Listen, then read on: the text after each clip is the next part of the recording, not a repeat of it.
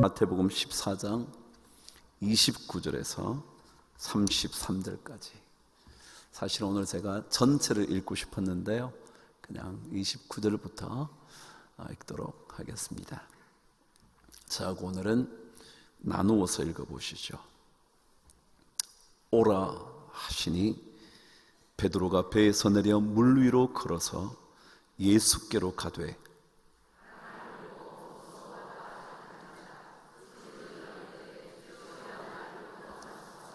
예수께서 즉시 손을 내밀어 그를 붙잡으시며 이르시되 믿음이 작은 자여 왜 의심하였느냐 하시고, 함께 읽으실까요?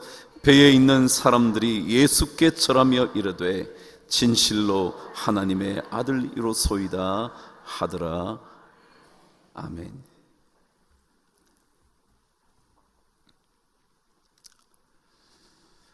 우리 닷새 동안 말씀을 계속 묵상을 했어요.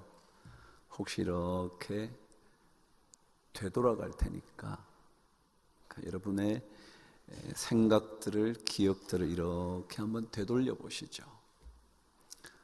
첫날의 말씀에 제가 가장 강조점을 둔 한 메시지는 이것이었습니다. 우리 인간은 자신이 감당할 수 없는 물결과 바람과 고난의 시간이 있다고. 아무리 내가 애써도 내가 해결할 수 없는 그런 순간이 있다고. 젊을 때야 모든 것을 해결할 수 있을 것 같지만, 아니, 조금만 더 시간을 지나 경험이 쌓이다 보면 내가 아무리 몸부림쳐도 해결할 수 없는 일들이 참 많다는 것을 깨닫게 되죠. 그 감당할 수 없는 바람과 물결과 고난, 그래서 우리에게는 예수 그리스도의 은혜가 필요하다고. 그분은 우리 인생의 가장 어두운 밤 사경에도 우리를 찾아오시는 분이라고. 배가 없는 것이 전혀 문제되지 않는, 무리를 걸으실 수 있는 능력의 예수 그리스도, 그분이라고. 그분이 아니고서는 우리가 감당할 수 없는 물결과 바람을 우리는 결코 이겨낼 수 없을 거라고. 누군가의 가요처럼 내 속엔 내가 어떻게 할 수 없는 어둠이 있고 내가 결코 이길 수 없는 슬픔이 있거든요. 그것을 이기도록 도와주시는 분은 예수 그리스도밖에 없다. 그래서 우리에게는 예수 그리스도를 알아볼 수 있는 영혼의 눈이 꼭 필요하다. 무리를 걸어오시는 그분을 향하여 유령이라 생각하는 것이 아니라 오병이어의 기적을 일으키신 주님 외에 누가 저렇게 무리를 걸어오실 수 있을까? 영혼의 눈을 떠 예수를 알아볼 수 있는 그 삶이 필요하다고. 주님이 오십니다. 그리고는 말씀합니다. 오라고. 여러분, 주님께서 말씀하시는 그 순간부터 기적이 시작된다, 제가 말씀드렸잖아요. 주님이 말씀하시면 그 순간부터 우리의 삶은 기적의 삶을 시작할 수 있다고요. 그러니까 이 오라는 말씀이 얼마나 소중한지 몰라요. 그 음성을 잘 들으면 우리는 주님처럼 내가 감당할 수 없는 그 일들을 이겨내고 무리를 걸을 수 있다는 거죠. 베드로는 그 주님의 말씀을 듣자마자 주님을 확실하게 붙잡잖아요. 주님이시라면 저를 물 위로 걸어오라고 말씀해 주십시오. 아무도 어떤 반응도 하지 않을 때 베드로는 주님이시라면 저도 또한 물 위를 걸을 수 있음을 믿습니다 라고 요청을 하면서 예수를 확인하잖아요. 신앙은요, 계속 주님을 확인해야 돼요. 이 확인하는 신앙이 목표를 향해서 지속적으로 걸어간다고요. 그게 누구에게로 간다고요? 예수께로 가되. 그런 거예요. 베드로가 물 위를 걷는데 주님께로 가는 겁니다. 우리는 물 위를 걷기 위하여 믿음의 삶을 사는 것이 아니라 예수 그리스도 그분에게 가려고 믿음의 삶을 삽니다. 기적도 주님께로 가기 위하여 필요한 것일 뿐이지 기적을 경험하기 위하여 내 믿음이 있어야 한다고 생각하는 사람이 아닙니다. 우리는 분명한 목적지와 목표를 알고 있습니다. 주님께로 가는 거예요. 그것이 우리의 믿음의 삶이죠. 어제 우리는 이 말씀을 나눴어요. 우리가 믿음의 삶을 산다는 것은 가장 담대한 모험을 하는 거라고. 우리를 가장 안락하게 지켜줄 수 있다고 생각되는 배를 뛰어넘어 물로 들어갈 수 있는 담대한 모험을 하는 거라고. 근데 그 모험을 잘 하려면 하나님께 대한 완벽한 신뢰가 있을수록 더 멋진 모험을 하게 될 거라고. 그래서 믿음은 담대한 신뢰라고. 근데 누구를 신뢰하냐면 주님을 신뢰하는데 그 주님의 가장 중요한 모습이 뭐라고요? 우리의 실패에도 불구하고 실패를 나무라고 꾸짖기 전에, 질책하시기 전에 우리의 손부터 잡아 건져내시는 예수 그리스도 그분이라고. 우리 그분을 신뢰한다고. 내 잘못을 지적하는 예수 그리스도라면 저는 이미 이 자리에, 여러분의 삶의 현장에 남아 있을 수 없을 텐데 주님은 그것보다 먼저 내 손을 즉시 붙잡아 주시고 건져 주신 다음에 말씀하시는 분이라고. 그것이 어제의 말씀이었죠. 신뢰하지 못하면 기적은 없습니다. 오라고 말씀하셔도 나를 물 위로 걷게 하실 수 있는 예수 그리스도에 대하여 신뢰하지 못한다면 우리는 절대 물 위로 갈 수가 없을 것입니다. 물 위에 계신 주님께로 더더욱이 나아갈 수가 없을 겁니다. 신뢰하지 않는다면 담대한 모험으로 얻게 될 영광은 결코 우리는 보지 못하게 될 겁니다. 신뢰, 담대한 신뢰, 이게 믿음이죠. 여러분, 우리 삶에는요 예수 그리스도 그분이 필요해요. 왜냐하면 오늘 성경은 그 분명한 이유를 32절에서 이렇게 적어 놓았습니다. 말씀을 함께 읽어보실까요? 시작. 배에 함께 오름에 바람이 그치는지라. 왜 예수 그리스도가 필요하냐 하면 주님이 우리 인생의 배에 오르시는 그 순간 바람이 그치게 되는 삶을 살 수 있기 때문에 그렇습니다.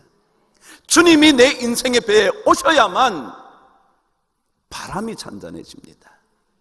주님이 오시지 않고는 우리는 감당할 수 없는 바람과 물결에 견딜 수 없습니다. 그러나 주님이 오시기만 하면, 주님께서 내 안에 들어오시기만 하면 우리의 인생의 바람은 반드시 잠잠해집니다.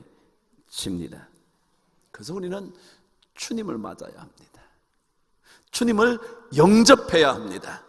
주님을 받아들여야 합니다. 그렇게 된다면 내 인생의 배를 뒤흔들어 놓는 어떠한 것들도 잠재워질 수 있기 때문에 그렇습니다. 강풍도 두려워할 것 없고요, 몰아치는 비바람도 두려울 것이 없고요, 어떠한 것도 내 삶에 두려움이 될 수가 없습니다.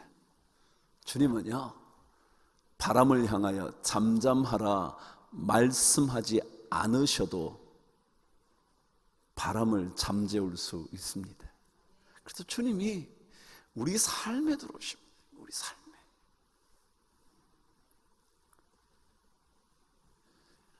다윗 얘기를 여러분 꽤나 잘 아실 거예요. 그 다윗의 등장은 참으로 화려했습니다. 등장이 화려했다고요? 등장 전에는 목동에 불과했지만 등장하는 순간 골리앗이라는 거대한 장수를 무너뜨려 곧장 이러한 칭송을 받기 시작합니다. 사울이 죽인 자는 천천히요, 다윗이 죽인 자는 만만이로다 라는 칭송을 얻습니다. 블레셋 군대들을 죽인 숫자가 다윗은 만만이고 사울 왕은 그 위대한 왕이라 할지라도 천천밖에 되지 않는다는 칭송을 얻으면서 등장을 한 겁니다.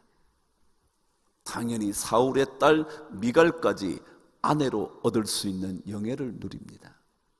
그러나 그 영광의 순간은 그리 길지 않았습니다. 금방 끝나버리죠. 누구 때문에요? 사울이라는 자신의 장인 어른의 질투심으로 말미암아 그 영광은 금방 끝이 납니다. 그를 죽이려고 사울이라는 사람이, 왕이 창을 던질 정도였습니다. 심지어 그의 아들이 다윗을 도와주자 아들을 향하여도 단창을 던져 죽이려고 했던 인물 때문에 그의 인생은, 영광의 순간은 잠깐이었고 그때부터 10년이라는 긴 세월 동안 도망자의 삶을 살기 시작을 합니다. 노브로 도망을 갑니다. 엔게디로 도망을 갑니다. 마온으로 도망을 갑니다. 십광야로 숨어 들어갑니다. 계속 광야길 숨어 다니는 도망자의 인생을 살기 시작을 합니다. 그러다가 마침내 적이었던 블레셋 지역까지 들어갑니다. 들어가서는 마치 미친 척하면서 그곳에서 살게 해달라고 요청을 합니다. 그 블레셋 사람들이 다스린 그 근처에 시글락이라는 땅에 다윗과 함께 했던 사람들이 살기 시작을 합니다. 어느 날 블레셋이 이스라엘과 사울의 나라와 전투를 하게 됩니다. 그때 블레셋이 다윗이 우리에게 왔으니 그와 함께 치러 가자고 말합니다. 그러자 주변 사람들이 말립니다. 아무리 사울에게 쫓겨가는 신세라 해도 저 사람들은 이스라엘 사람 아닙니까? 정말 진실한 마음으로 우리와 함께 이스라엘을 공격할 수 있을까요? 라고 말하며 전투에 참여하러 온 다윗을, 그리고 그의 사람들을 다 시글락으로 되돌려 보냅니다. 그런데 시글락에 되돌아와 보니까 아말렉 사람들이 그 시글락을 점령해서 그 다윗의 모든 사람들의 자녀와 아내를 다 데리고 가버립니다. 포로로 잡아가 버린 거죠. 그러다 갑자기 다윗을 따르던 사람들이 다윗을 향하여 돌로 쳐 죽이려고 합니다. 결국 당신 따라온 인생이 이 모양이라고. 돌로 쳐주려고 전부 다 돌을 드는데, 그 장면을 성경은 이렇게 기록을 합니다. 다윗이 크게 다급하였으나 그의 하나님 여호와를 힘입고 뭐요? 용기를 얻었더라. 엄청난 순간에 다윗은 하나님 때문에 힘을 얻고 용기를 내어 다시 그 다윗과 함께한 사람들의 마음을 끌어냅니다. 여러분 한번 보세요. 우리 인생은요, 어느 누구도 우리 편이 아닐 수 있습니다. 그토록 나를 지지해 주었던, 다윗의 죽음의 순간까지 같이 가겠다고 했던 수많은 그 백성들이 자신의 자녀들의 문제로 인하여 다윗을 돌로 쳐 죽여야 한다고 생각하는 순간이 우리 모든 인간에게 옵니다. 사람보다 하나님을 붙잡는 게 훨씬 더 필요합니다. 그것이 신앙입니다. 왜 주님께서 우리 배에 오시면 바람이 잔잔해지느냐 하면, 얼핏 다른 사람이 올라와도 잠잠해질 것 같은데 잠시 잠잠해질지는 모르지만 한순간 그들이 우리의 인생의 배를 침몰시켜 버릴지도 모른다는 사실, 여러분 기억하셔요. 그래서 우리에게는 하나님이 필요합니다. 급박한 순간에 하나님이 계시면 그때라야 내 마음에, 내 삶의 풍랑이 잠잠해질 수가 있습니다.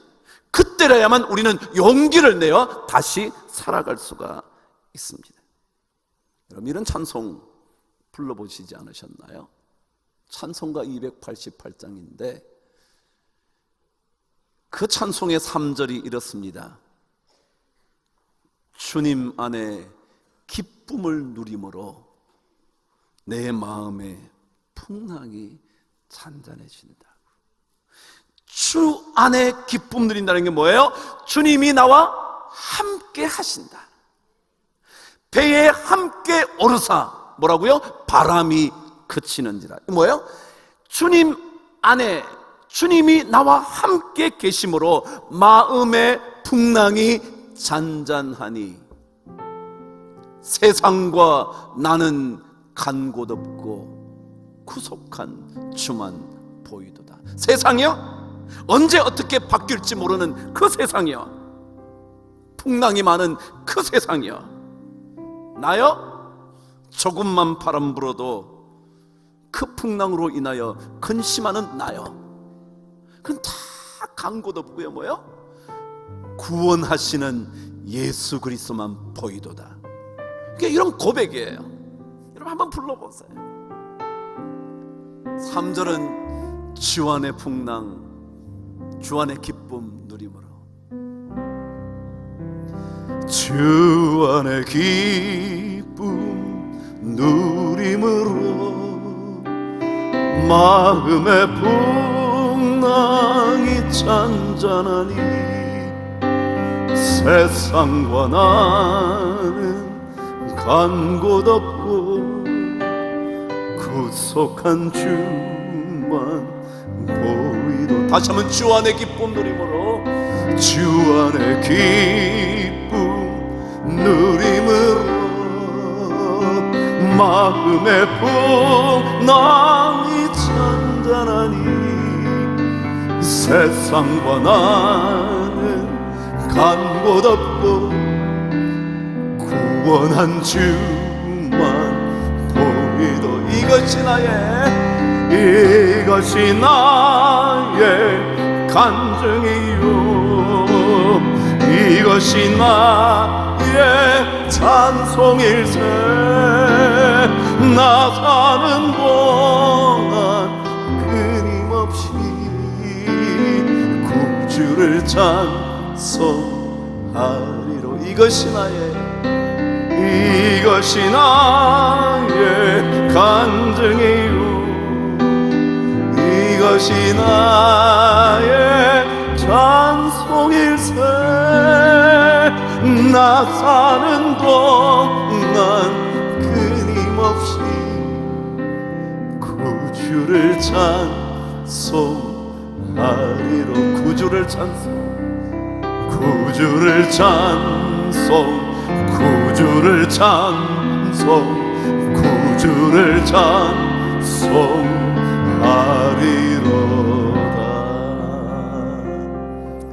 주님이 오시면 풍랑이 잔잔해져요. 내 마음의 모든 풍랑들이 잠잠해져요. 그래서 주님이 우리 인생의 배에 오르셔야 돼요. 그 주님을 우리가 진짜 영접해야 돼요. 그때 하나님께서 우리의 삶의 풍랑을 잠재우는 능력을 보여주신다는 거예요. 주님이 안 오시면 안 돼요. 그 주님의 능력을 신뢰하면서 그분을 영접하는 거예요. 그러면 모든 풍랑은, 내 마음을 뒤흔들어 놓는, 내 인생을 전복시키려는 그 모든 풍랑은 충분히 잠재워질 수 있습니다. 이것이 바로 주님의 은혜잖아요.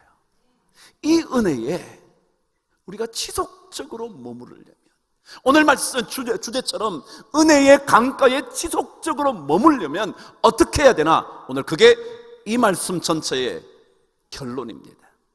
우리가 하나님의 옷자락에 닿기만 하면 은혜를 경험하는데, 이 은혜를 지속적으로 경험하기 위하여 우리에게 필요한 게 뭘까? 오늘 저와 함께 30절 말씀을 먼저 읽도록 합니다. 시작. 바람을 보고 무서워 빠져가는지라 소리질러 이르되 주여 나를 구원하소서. 여러분, 첫 번째 은혜의 자리에 계속 머무르려면요, 우리의 실패와 두려움의 자리에서 예수 그리스도를 불러야 합니다. 근데 이 말은 무슨 말이냐 하면, 이 생각이 있어야 돼요. 우리 삶에는 실패와 두려움과 좌절의 순간이 있지만 절대 그것이 끝일 수 없다는 사실을 알아야 됩니다. 우리는 조금만 어려워지면 끝이라고 생각하잖아요. 그래서 끝이니까 주님 부를 필요가 뭐 있어요? 끝인데. 그런데 예수 믿는 사람들은요, 실패의 자리가 끝이 아니라 주의 이름을 부르는 그 자리라는 사실을 기억해야 합니다. 실패는 마지막이 아닙니다. 좌절은 우리의 마지막 종착역이 아닙니다. 우리 그리스도인들은 그 순간에 예수를 부르는 겁니다. 그러면 은혜가 계속 지속적으로 머무를 수 있게 되는 겁니다. 시편 142편은요 이런 제목을 달아놓았습니다. 다윗이 굴에 있을 때 드렸던 기도였다는 거예요. 굴에 있을 때. 굴이 어디였을까요? 어떤 굴이었을까요? 어느 굴이었을까요? 정확하게 알 수는 없지만 분명한 사실 하나는 사울에게 쫓겨 다니면서 숨어 들어갔던 굴이었을 거라는 거예요. 그렇지 않았다면 여러분 왕궁에 있었을 거 아니에요?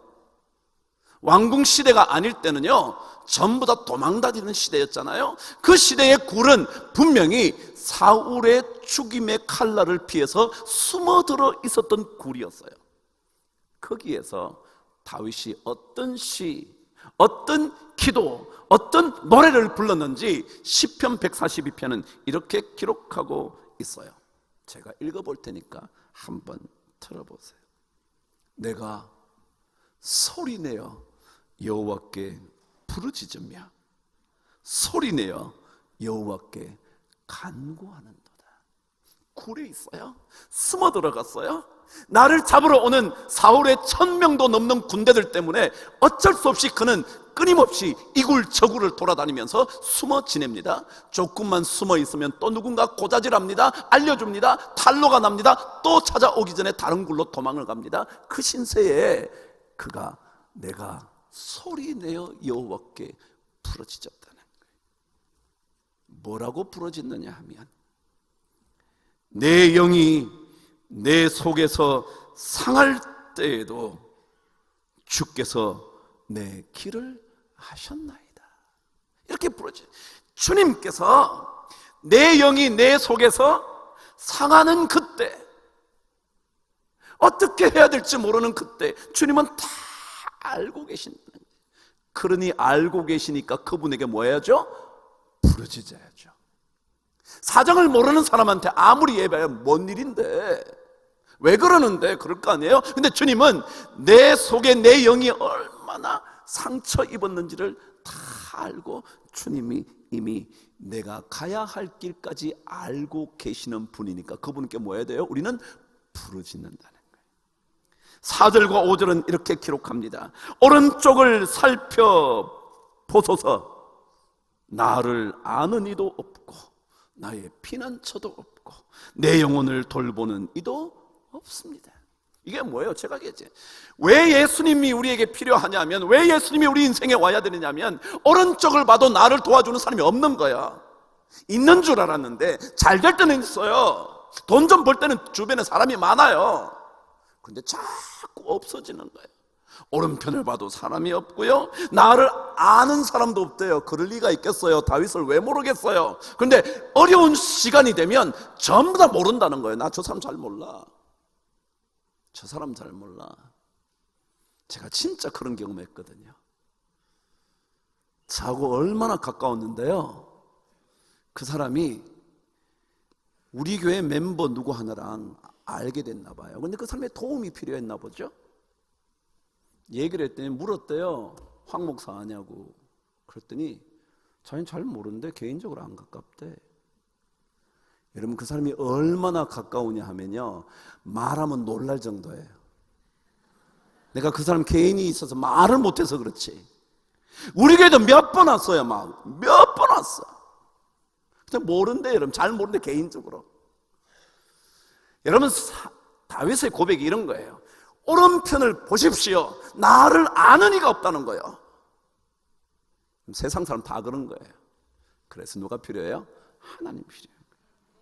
나의 피난처도 없고 내 영혼을 돌보는 사람도 아무도 없습니다. 그러고는 5절에 이렇게 기록을 하죠. 여호와여, 내가 주께 부르짖어 말하기를, 시작, 주는 나의 피난처시요 살아있는 사람들의 땅에서 나의 분기이시라 하였나이다. 피난처는 예수밖에 없잖아요. 피난처는 예수. 부질없이 낙심하지 마십시오. 피난처는 예수잖아요.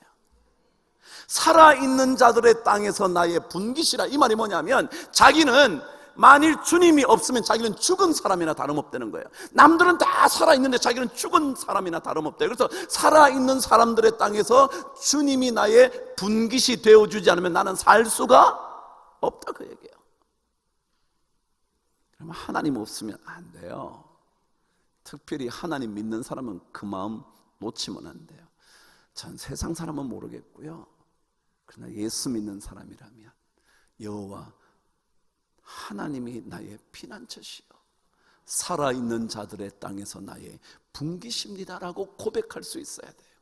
진짜 다윗은 그걸 알았을 거예요. 굴 속으로 도망다니면서 내 주변에 아무도 없다는 것을 알고 있었을 거예요. 여러분, 다윗을 따라온 사람들이 어떤 사람인 줄 아세요? 괜찮은 사람들 따라오지 않았어요. 억울한 사람, 어떻게 상처 입은 사람, 절망한 그런 사람이 따라온 거예요. 옛날에요, 잘 될 때는 주변에 고관 대작들이 다 있었겠죠. 근데 없다는 거예요. 실패는 끝이 아닙니다. 허물은 우리 인생의 마지막이 아닙니다. 누구나 실패합니다. 누구나 쓰러질 때가 있습니다. 그러나 그때 주님께 부르짖으면 우리는 은혜의 강가에 계속 머무를 수 있게 될 줄 믿습니다. 그럼 주님께 나아가십시오. 우리의 실패의 자리는 끝이 아니기 때문에 그렇습니다. 두 번째입니다. 은혜의 강가에 머무르려면 오늘 31절의 말씀을 기억해야 합니다. 읽어보실까요? 시작. 예수께서 즉시 손을 내밀어 그를 붙잡으시며 이르시되 믿음이 작은 자여 왜 의심하였느냐 하셨대요. 두 번째, 은혜의 강가에 계속 머무르려면 믿음의 그릇을 키워야 합니다. 이해가 되시죠? 주님이 베드로에게 뭐라 그러냐면, 은혜를 경험할 때는 바다 위를 걷습니다. 근데 은혜를 놓치고 나니까 뭐요? 바닷속으로 빠져 들어갑니다. 그럴 때 주님이 뭐라 그러시냐면 믿음이 작은 자요. 만일 믿음이 컸다면 너 안 빠지는 건데, 믿음이 너에게 강했다면 그 인생의 풍랑 속에 빠져들어가지 않을 텐데 너 믿음이 작아서 그래 라고 말씀하신 거죠. 그래요, 문제는 믿음이거든요. 우리 신앙생활의 핵심은 믿음이잖아요. 문제는 풍랑이 아니잖아요. 문제는 빠뜨리는 바다가 아니잖아요. 내 인생을 두렵게 하는 것들이 문제가 아니잖아요. 문제는 내 안에 믿음이 얼마나 크냐가 문제예요. 성경은요, 우리에게 이렇게 기록해요. 믿음이 없는 자여 왜 의심하였느냐라고 말하지 않아요. 믿음은 있는데, 여러분과 제가 다 예수 믿는데, 저도 60년 믿었고요, 여러분도 수십 년 믿었고요, 믿었는데 뭐라고요? 믿기는 믿었는데, 그래서 믿음이 없지는 않은데 뭐 어떻다고요? 믿음이 작다는 거예요. 믿음이 작아서 그렇다는 거예요. 작아서. 그러니까 믿음을 키워야 한다는 거죠. 믿음이 작은이라는 단어는요, 헬라어 원어는 독립된 단어가 아니에요. 한 단어예요. 성경은 믿음이 작은 자여, 그래서 작은 이렇게 돼 있으니까 두 개의 단어, 믿음과 작은이 돼 있는 것 같지만 그게 아니라 한 단어로 믿음의 양이 많지 않다라는 한 단어입니다.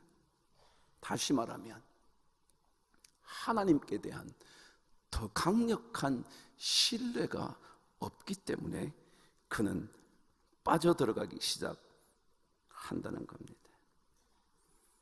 믿음의 없음의 문제는 아니에요. 여러분과 제가 수십 년 신앙생활을 했기 때문에 믿음이 없다고 말할 수는 없어요. 그러나 믿음의 그릇이 적으면 하나님의 은혜를 경험하지 못하게 된다는 거죠. 이번에 어떤 분의 이야기를 읽었어요. 영국의 선교사님이신데, 여러분 그런 생각 안 드시나요? 뭔 영국에 가서 선교를 해? 그런데 이번에 영국에 선교사로 가게 됐는데 기도하는 중에 제일 먼저 보인 사람들이 있었대요. 그 사람들이 그냥 노숙자였다는 겁니다. 그래서 영국에서 영국 런던에 있는 노숙자들을 위한 사역을 시작하기 시작한 거예요. 영국에는 노숙자들이 한 2, 3만 정도 있답니다. 런던에, 영국의 런던에 노숙자 생활을 하는 사람이 12, 3만 명이 있대요. 그래서 그 사람들과 함께 드디어 사역을 시작을 하는 겁니다. 씻겨주기도 하고요, 심지어 재워주기도 하고요, 어떤 때는 자기 집에 10명 이상의 노숙자들이 자기도 했고요. 근데 여러분, 노숙자의 성격은 어때요? 계속 거기서 자나요? 아니요. 노숙자는 재워줘도 조금만 있으면 나가버려. 불편해서. 그래서 계속 이제 노숙자들을 먹이고 씻겨주고 뭐 이렇게 복음을 전하고 그러는 거예요. 그런데 어느 날 아침이 됐는데 노숙자들이 자기에게 찾아오는데 먹을 것이 하나도 없더라는 거예요. 그럼 어떻게 했을 것 같으세요? 기도했겠죠? 그런데요, 그가 이렇게 얘기하더라고요. 아침에 먹을 것이 없었다. 나는 그것이 금식하라는 사인으로 알고 금식하기 시작했다. 저는 그거 말을 딱 읽는데요, 이런 게 믿음의 그릇을 키우는 거구나. 우리는 전부 다 믿음의 그릇이 크다고 하면 뭐예요? 없으니까 하나님이 채워줄 거야. 그것도 큰 믿음일 거예요. 내가 없으니까 하나님이 반드시 채워주실 거야. 그것도 믿음의 그릇을 크게 키우는 것일지도 하지만 이런 건 어때요? 모자랄 때 하나님은 금식하라는 사인이구나. 그래서 금식 기도했다는 거예요. 이런 게 믿음이 크다는 거예요. 뭐 우리가 그냥 없으니까 뭐 하나님께 매달리면 다 주면 그런 것만은 믿음의 크기를 의미하는 것은 아닐 거란 말이죠. 믿음의 크기는요 조금 다르지 않겠어요? 그래, 좀 없으면 뭐 금식하면서 하나님께 또 기도하지 뭐. 그랬는데 금식기로 하루 지났다는 거예요. 근데 이게 소문이 퍼진 거예요. 노숙자들에게. 저 미스터 송이, 그 선교사님인데, 미스터 송이 우리 먹여주고 그러는데 오늘 아무것도 먹을 것이 없었대. 소문이 났대. 그래서 자기가 적어도 런던에 있는 노숙자들 한 500~600명은 안 되는 거예요. 그날부터 정확하게 2주일 동안 노숙자들이 자기들이 구걸해서 받은 돈을 가져오더래. 그래서 하루에 거의 40에서 50파운드 정도, 그러면 언냐면 한 5~6만 원 정도를 늘 갖다 주더래. 비닐봉지에 담아가지고. 그걸로 그들을 또 먹여주고 그랬대. 믿음의 크기라는 게요 그런 거예요. 우리는 뭐 다 채워지면 은혜죠. 그래요, 그것도 은혜의 강가에 머무르는 거예요. 근데 그 어려움을 보는 순간 이거 금식하는 사인인가 봐. 그러니까 그 노숙자들에게 뭐라 그랬을까요? 야, 내가 하나님의 말씀, 하나님께 기도하는데 이럴 때 금식하라는 사인이었어. 우리 함께 금식하고 기도 안 해볼래? 얘기했을 거예요. 그런 게 믿음의 크기라는 거죠.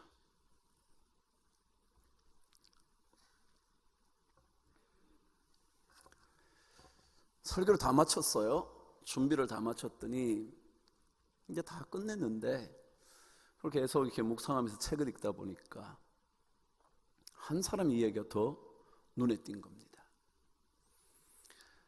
그분이 누구냐면 안과 의사인, 그리 나이 많지 않은 40대의 여인이었습니다. 그는 30대에 이미 자신의 병원을 개업을 해서 돈을 잘 번 의사였답니다. 왜냐하면 그때 개업을 했을 때 그때 한창 한국에 바람 부른 게 라식 수술, 라섹 수술 때문에 막 바람이 엄청 일어가지고 막 돈을 막 떼돈을 벌었다는 거예요. 이 사람은 어릴 때부터 모태신앙인데 신앙생활을 열심히 하면서 돈도 잘 벌게 됐다는 거예요. 남편도 서과 의사를 만났는데 참 품성도 좋은 사람이래. 복도 많죠. 그런데 돈을 잘 벌고 뭐 예수 어릴 때부터 열심히 그냥 교회 생활 잘해서 학창 시절에도 교회와 학교 이걸로 잘 보냈다는 거예요. 그런데 마음의 기쁨이 별로 없더라는 거예요. 마음의 기쁨이 없다. 돈이 많이 벌려졌는데 그냥 교회도 다니는데 기쁨이 없더라는 거예요. 그리고 진짜 그런 생각이 들더니 자기 영혼이 자꾸 메마르는 것 같더라는 생각이 들더라고요. 그래서 그때 그녀가 처음으로 새벽 기도를 가겠다고 결정을 했다는 겁니다. 그동안은 뭐 닥터 하려다 보니까 뭐 종일 피곤하고 그리고 또 내일 가서 또 환자들 잘 봐야 되니까 그러니까 그냥 새벽기도 안 가고 그냥 주일 열심히 다니고 그럼 됐지. 근데 새벽기도를 가야 되겠다는 생각이 들더라고요. 그때부터 새벽기도를 가서 기도하기 시작하는데 어느 날 목사님의 설교에 이런 제목의 설교를 하시더라는 겁니다. 마지막 때엔 어떻게 살아야 하는가. 근데 그 설교를 듣는데 자신의 삶의 길이 막 보이기 시작하더래요. 그때부터 그녀가 새로운 삶을 시작하게 됐다는 거예요. 뭐냐면 그동안 이분은 강남 지역에 사는 분이라 강남 지역에 병원을 하려니까 안과들이 얼마나 많겠어요, 그죠? 그러니까 선전을 많이 해야 된다는 거예요. 광고를 많이 해요. 그래서 광고비를 엄청 들이고 있었다는 거예요. 그러니까 광고 보고 사람들이 와서 점점 또 돈을 벌고 또 광고 투자하고 막 그럴 때. 근데 어느 날 이 새벽 기도를 하고 난 다음에 그래, 이제 광고하는 거기에 투자하는 것 그만둬야겠다. 그리고 돈을 많이 벌려고 하다 보니까 수술하는데도 막 10분씩 10분 단위로 끊어서 나 보내고 또 10분 하고. 근데 자기가 진짜 환자를 위하여 수술 한번 해보자. 그래서 환자 숫자를 제한했다는 거예요. 정말 정확하게도 환자의 눈을 확인하고 그동안 어떻게 하고 살펴보고 그 다음에 얘기하고 그러면서 시작했다는 거예요. 그리고는 그 모든 광고비를 선교 사업으로 돌렸다는 거예요. 광고가 줄었으니 사람들이 덜 올까요? 많이 올까요? 적게 오죠. 여러분 많이 온다 그럴 거라고 생각했어요? 아니요, 적게 와요. 왜요? 더더욱이 사람 수술 환자를 뭐 했다고요? 제한했다고요. 그러니까 돈이 적게 불리죠. 그런데 그 광고에 투자했던 돈을 다 선교 사역으로 돌리면서 진짜 자기 마음에 그전에는 눈을 수술하는 사람이었는데 정말 이후로 환자들을 위하여 영혼의 눈뜸을 위하여 기도하게 되더라는 거예요. 여러분 이런 걸 뭐라 그러냐면요, 믿음의 그릇을 키우는 거라는 거예요. 여러분과 제가 돈을 좀 더 벌어서 염려할 것이 없는 인생 되는 건 물론 좋은 일이고요. 그런데 그것보다 더 믿음의 그릇을 키우는 거예요. 그러면 반드시 하나님께서 은혜의 강가에 머무를 수 있도록 주님이 도와주실 거예요. 그 역사하신단 말이죠. 이런 믿음의 그릇을 키우기 위하여 마지막 한 가지 필요한 게 있대요. 다시 한번 말씀을 저와 함께 31절을 읽겠습니다. 시작. 예수께서 즉시 손을 내밀어 그를 붙잡으시며 이르시되 믿음이 작은 자여 왜 의심하였느냐. 보셨나요? 왜 의심하였느냐. 뭐라고요? 여러분 믿음의 그릇을 키우려면 뭐가 없어야 된다고요? 의심의 구름을 없애야 돼. 너무 의심하지 마세요. 하나님께서 내 인생, 내 자녀의 인생 반드시 책임질 거야. 지금일지 내년일지 10년 뒤일지는 모르지만 반드시 그럴 거야. 의심하지 마십시오. 이것이 얼마나 중요한지. 여러분 여기에 의심한다는 단어는요 원래 뜻이 이렇답니다. 2번이라는 말이에요. 2번. 사람이 의심하면 뭐예요? 몇 번 묻죠? 2번째 또 묻는 거예요. 야 진짜 그 이익이 난대? 그 2번 묻는 거예요. 이익이 난다 그러면 딱 투자 안 하고 뭐예요? 진짜 이익이 난데 2번. 요게 의심한다는 거예요. 그러면서 이렇게 정확하게 번역을 해 놓았더라고요. 한 번 가진 마음을 계속 갖지 못하고 중간에 바꾸거나 방향을 선회하는 것, 이게 뭐냐면 의심하는 거래요. 의심이 뭐냐면요, 한 번 정한 거예요. 내가 예수 믿기로 결정했어요. 하나님은 반드시 우리에게 좋은 것을 주시는 분이라고 믿기 시작했어요. 이것을 도중에 뭐요? 바꾸는 거예요. 믿어봐도 별것 없다는 거예요. 뭐 특별히 달라지는 것도 없고 내 자식이 바뀌는 것도 아니고 마음을 바꾼대요. 그래서 네, 여러분 하나님은요 우리의 삶에 가장 좋은 때를 알고 계시잖아요. 그렇지 않아요? 가장 좋은 때를 알고 계시죠. 그때가 되면요 하실 수 있는 분이 하나님이에요. 주님이에요. 주님은 배가 없어도 무리를 걸어오실 수 있다잖아요. 그거죠. 그래서 신앙생활은 처음 마음을 갖는 거예요. 처음 맹세를 굳게 하는 거예요. 결혼이 왜 어려워요? 왜 어렵냐고요? 처음에 맹세가 뭐예요? 자꾸 약해지니까. 처음에 맹세가 굳건한 채로 계속 가면 결혼이 안 어렵지.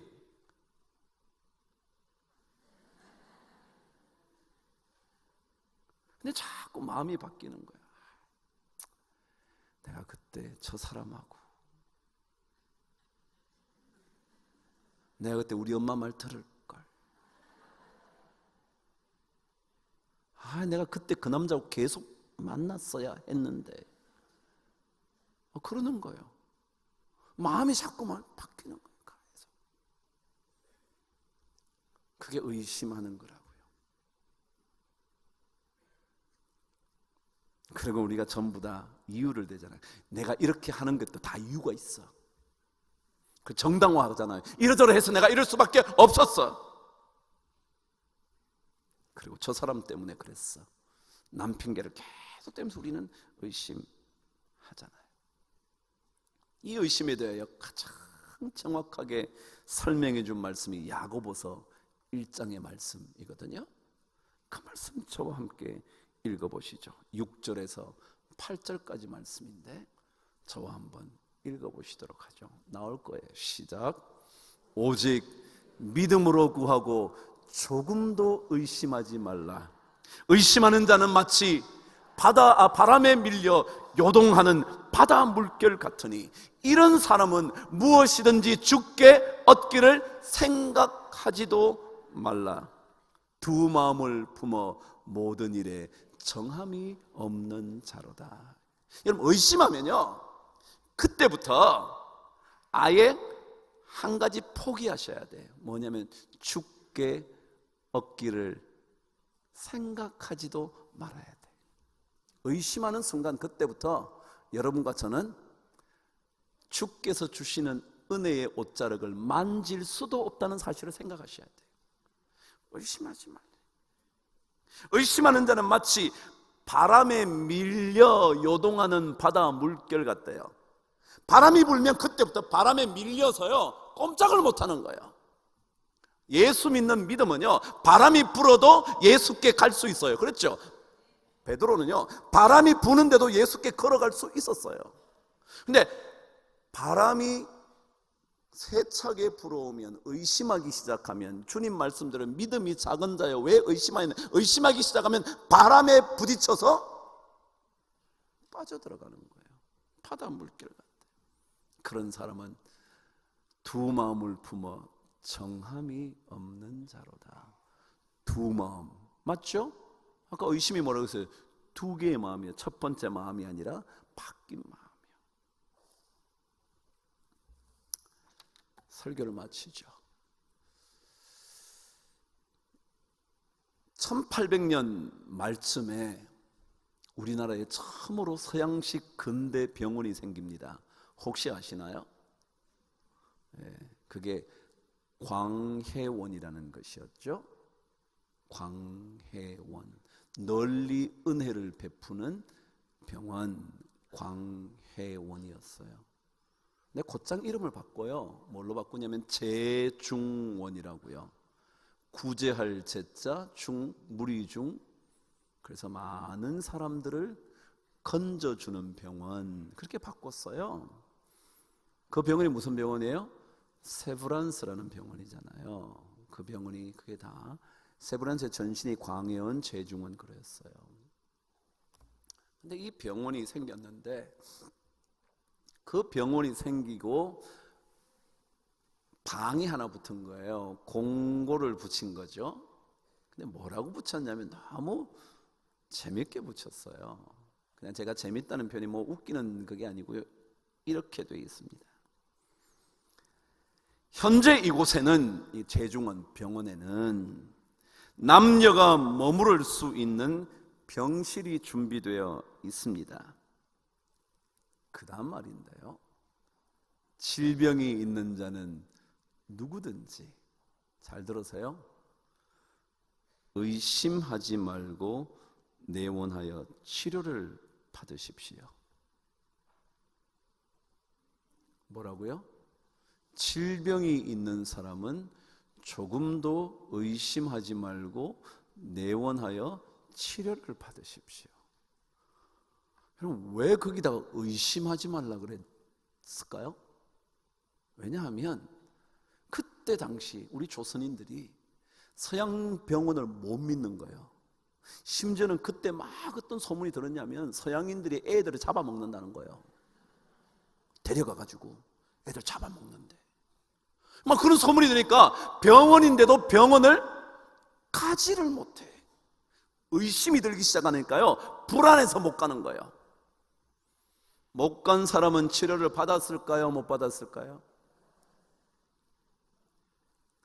여러분, 의심하면요 고침받을 수 없어요. 의심하면 하나님의 은혜를 누릴 수가 없어요. 큰 두 마음을 이미 품어서 주님께로부터 자꾸 멀어져가는 바닷물결 같은 거거든요. 여러분, 신앙생활이요, 주님이 오셔야 돼요. 여러분과 저의 인생에 주님께서 배에 올라오셔야 돼요. 그러면 마음의 풍랑이 잔잔해지는 거예요. 믿음의 그릇을 키워보십시다. 믿는 정도로 만족하지 마시고요, 믿음이 없는 것 정도에 만족하지 마시고요, 믿음을 점점 더 크게 만들어 보시자고요. 주님께서 베드로를 향하여 믿음이 작은 자야 그러신 것처럼 조금만 더 키우면요, 내 믿음의 그릇이 커지면요, 많은 하나님의 역사들이 담기기 시작할 거예요. 우리 그 주님을 담대하게 신뢰하면 우리는 은혜의 강가에 계속 머무를 수 있게 될 줄 믿습니다. 여러분, 한 주간 동안 정말 수고 많으셨어요. 진짜 감사하고, 이 은혜가 우리 모든 성도들에게 멈추지 않기를 주님의 이름으로 축복합니다. 기도하겠습니다. 하나님 아버지, 오늘 우리 모든 성도님들과 일주일간의 기적 마지막 말씀을 묵상했습니다. 주님, 우리 인생의 배에 오르지 않으시면 절대 풍랑은 잠잠해지지 않는다는 것, 더더욱이 우리가 감당할 수 없는 바람과 풍랑과 고난이 있다는 것 꼭 기억하게 하셔서 믿음의 삶을 살아가면 갈수록 더 큰 믿음의 주인공이 꼭 되게 하여 주시옵소서.